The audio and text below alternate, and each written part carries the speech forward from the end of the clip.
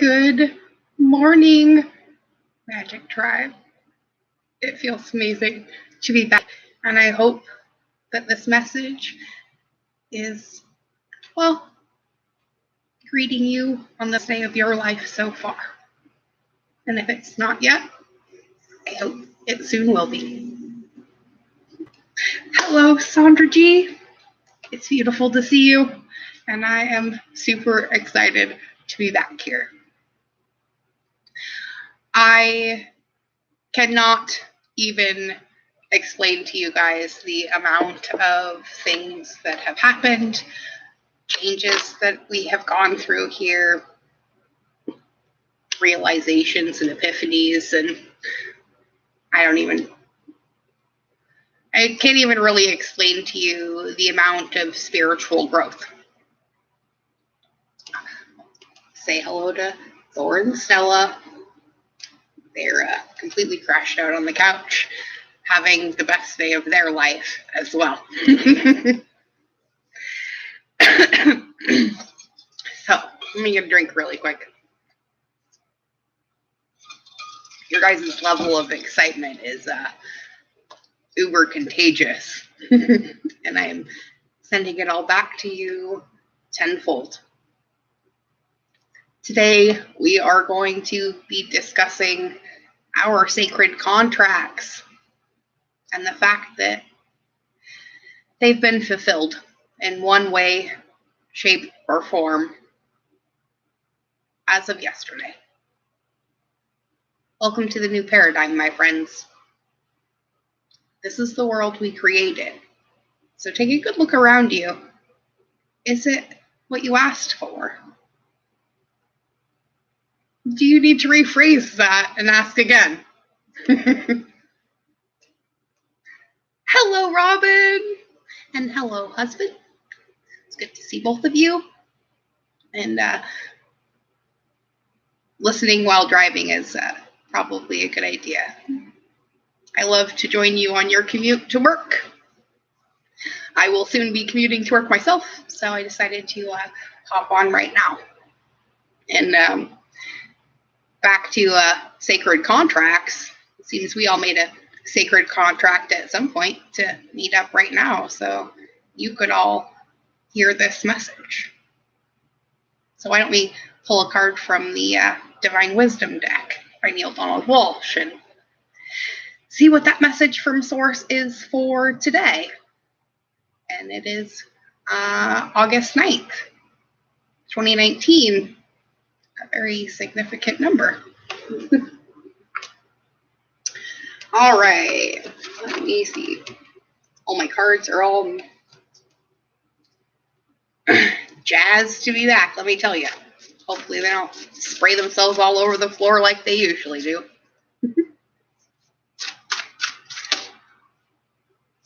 I think that's our card. Oh, and I do love this card. So, beautiful. And it says, what kind of choice is free when to choose one thing over the other brings condemnation? How is free will free when it is not your will, but someone else's? Those who teach you this would make you a hypocrite of God. Because what did we learn through the Conversations with God series, my friends? God's will for you is your will for you, right? As long as it harms none. We can do what we will, right?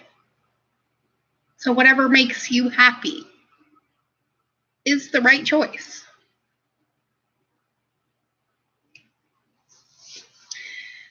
And there's a difference between happiness and siphoning energy from someone else. So remember, harm none.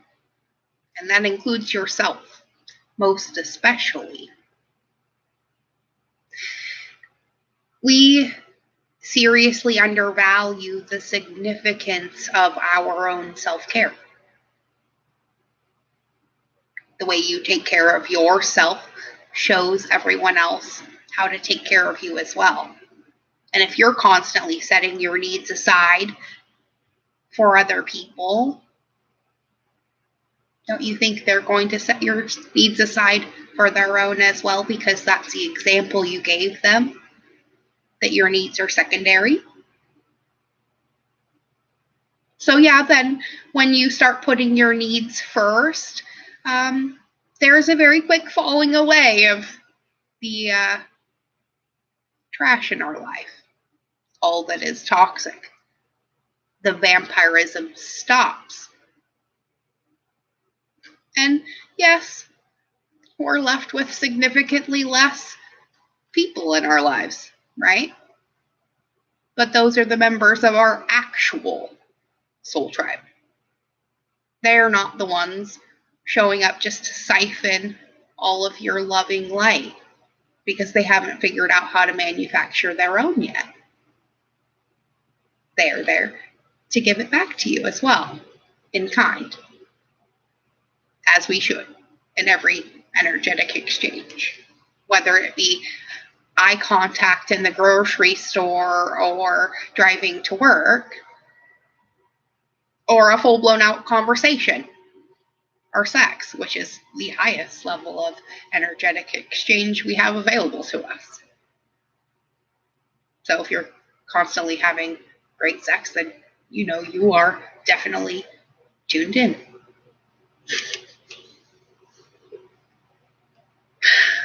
We'll get into that later, though. Right now, we're talking about the soul contracts that we make. Because lately, it's been coming to my attention that the people who I think about the most are usually the ones who need my attention in some way, shape, or form. Or they have a message for me. So, now that we have threaded the needle, so to speak, by floating through this last Lion's Gate, which closed out some very significant patterns that started around 1982 and 83.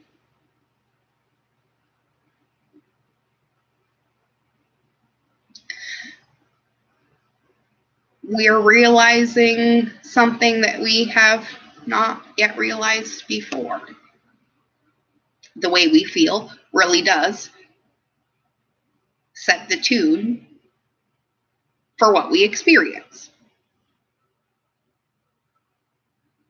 So if you wake up and you say, "Oh, I'm so tired and this is going to be a shitty day," you're probably going to immediately step out of bed, stub your toe on the door jamb, knock over your glass of water, and step on your dog. And you're going to actually conjure that bad day, right? Come here. Do you need some help with that? Or is having a psoriasis flare-up, so ignore that. But if you wake up, acknowledge the fact that, yeah, you're not feeling your best, but you're going to make the best of it. You get up and take a shower, or, like I mentioned yesterday, roll over and have some fantastic morning sex and decide that you're going to create a different reality. It's like that thing we used to say when we were kids. "Oh, I'm going to substitute your reality for mine. Thank you very much." Because I disagree. And it's really as simple as that. We let our ego overcomplicate it using the tool of our mind, not for what it was originally intended, but instead to create a scenario that doesn't need to be there because of a momentary drop in vibration. Usually because we overindulged the day before and are not taking proper care of ourselves. Because if you're taking proper care of yourselves, chances are you're not waking up having shitty mornings. Or at least, it's not all the time. So let's get another card and see how maybe we can create a different experience using that free will that we've been given. Okay, and we get, oh, that's pretty. This pretty little meadow card. It's kind of like spruce trees in the background. And it says, you must first see yourself as worthy before you can see another as worthy. You must first see yourself as blessed before you can see another as blessed. And you must first know yourself to be holy before you can acknowledge holiness in another. That was another lesson that was brought up yesterday too.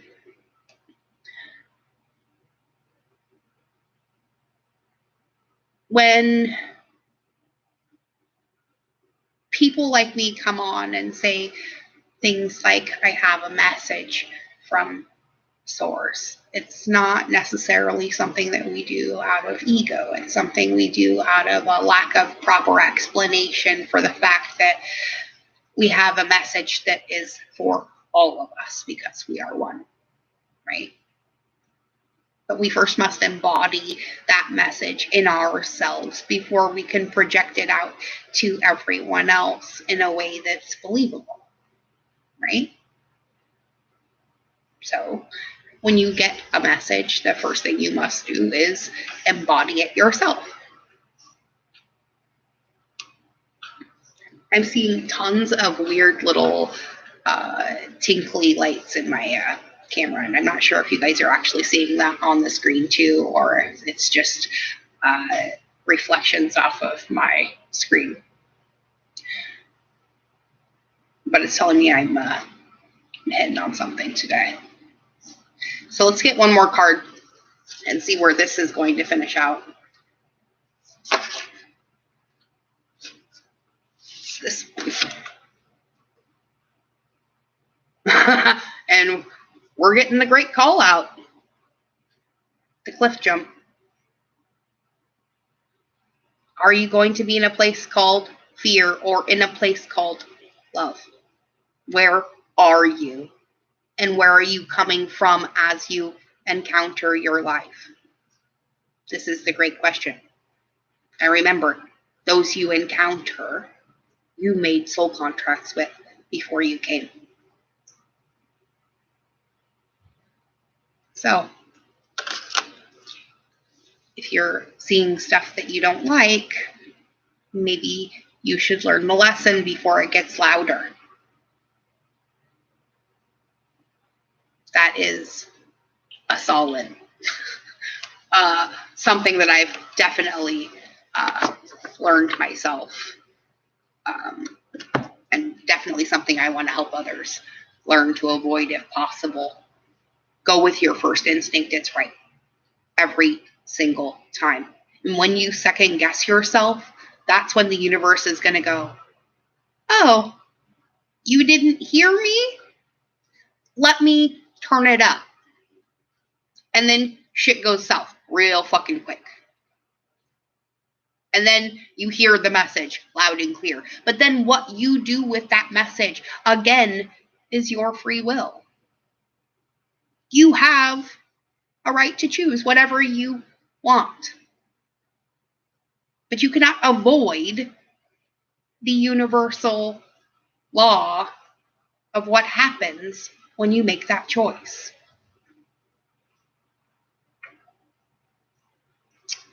Hey, Thor, stop.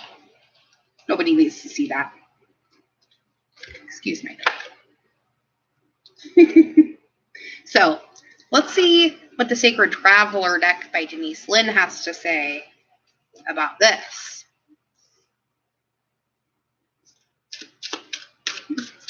We all have some work to do, Sandra, definitely. That's why we're here, doing it together. So,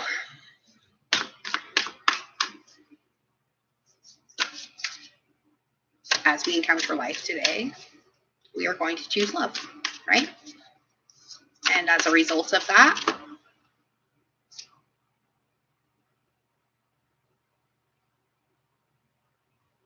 We're going to find sanctuary. Holy crap. Opening to your spiritual source. The door is open. All we have to do is walk through.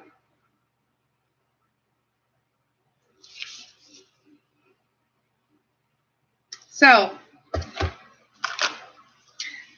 see what Denise Lynn has to say about this card. I'm not sure I've ever actually pulled this card before. Although I'll know as soon as I start reading it. So, the card meaning for finding sanctuary says rest, rejuvenate, tune into your spiritual source. It's in times of retreat and inner sanctuary that you can truly hear the voice of your soul. Go within and find your inner refuge. Be a safe haven for others. Step forward with grace, deliberation, and thoughtfulness. Take moments for reflection. Profound healing of physical and emotional wounds can occur in the stillness of sanctuary. Difficult situations can be averted by taking time to go within. Because remember, go within or go without. The sacred traveler wants you to know. Sometimes the voyager becomes travel weary. The pack becomes heavy and the journey becomes lackluster. It's in these moments that the traveler needs to step off the path and find a temple or sanctuary to reassess and renew and to remember what is truly important in life. This gives perspective and new life strategies. Create a place of beauty in your home or in nature that feels sacred and holy, and spend time there, carefully listening to your inner voice. If you've been pushing too hard or struggling to keep going, this is the time to be still and nurture your internal world. And listen to the voice of your spirit. It is the voice of God.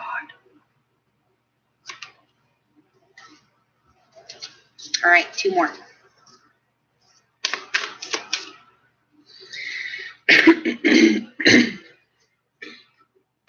Cleansing waters. I do believe we were discussing this as well yesterday. So, the saga continues. Purification activates vibrant life force. Make sure you are using proper cleansing practices, my friends, and get in a saltwater bath if you can. Or the ocean if you can, because that's even better. Again, water created by the mother. Okay. Let's see. Cleansing waters says, to achieve fulfillment, purify yourself and your surroundings. Space clear your environment. Clear out clutter. In order to release old beliefs, stagnant energies, and auric grunge that you may have picked up, it's necessary to cleanse and purify yourself and your home. Let go of the old, discarded, and unused. Eat lightly, drink fresh water, and simplify your life. Shower or bathe with the intention that all that is not needed is washing away. When you purify yourself, you become a clearer channel for light, and thus know what direction is best for your life. Also, your sparkling light can help heal and support many. The sacred traveler wants you to know the traveler periodically takes time from the journey to seek holy waters for purification and renewal. Standing under the mystical cleansing waterfall, the voyager knows her energy field is being cleansed. Past life limitations are washing away, and limiting beliefs are dissolving. Sometimes the traveler purifies in a stream or a mountain lake or next to ocean waves, but also by simply standing in the rain or drinking refreshing water. In each moment, there is the knowing that the water is clearing out what is stagnant and replacing it with shimmering, sparkling energy. Find as many ways as possible to use water as a cleansing force in your life, all with the intent of purifying your life so greater energy can emerge. because right now what we are doing is harnessing our light body,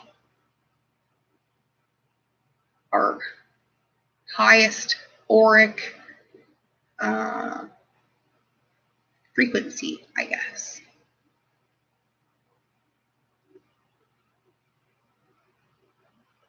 We're cranking the light up a notch, so to speak.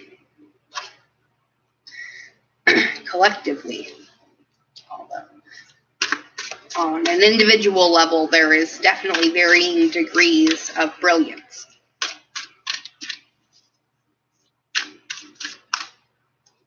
So make sure the light you're following is actually a fully lit lantern and not a firework. And we get more water. Rejuvenating rain. Funny that it started raining here today after some really hot weather. So clear the past and heal the present, so you can free the way to your future, right? So rejuvenating rain says, this one's kind of short. Physical and emotional healing is occurring. There's a cleansing and a clearing of old emotional wounds, and even a release of past life limitations is happening. All is forgiven. Absolve yourself. Forgive others their transgressions against you. It's time to let it all go. The sacred traveler wants you to know, in order for new growth to occur, the old must be cleared away. And this card indicates a time of clearing out what doesn't serve and support you. It can also indicate clutter clearing. If you don't love it or use it, most likely it's clutter. Physical clutter can be indicative of emotional clutter, and it's time to release it and allow the cleansing metaphorical energy of the rain to purify and cleanse you in the deepest way. This is also a great time to go on a cleansing fast to clear out your body while old emotions and challenges are clearing out of your energy field. Use water for cleansing your energy field. Stand in a cold shower, swim in the sea, run in the rain, drink your water. Very, very important. So, this is indeed the process that we've all been feeling. The need to run as fast and far away from everything that we feel doesn't serve us anymore. All that doesn't work. The things in our lives that we feel are unnecessary are definitely finding themselves obsolete and quickly donated, sold, or given away. And that's good. In fact, that's great. We want to continue to do that, all of us. Because the more we clear our own personal environment, what do you think that does? Collectively, it kicks it up another notch. And we're hitting a huge critical mass point now. So every dim light that turns it up makes it a little bit brighter for everyone else. And then people start getting curious and go, hey, what are they doing over there? Growing and stuff. Maybe I should do that too.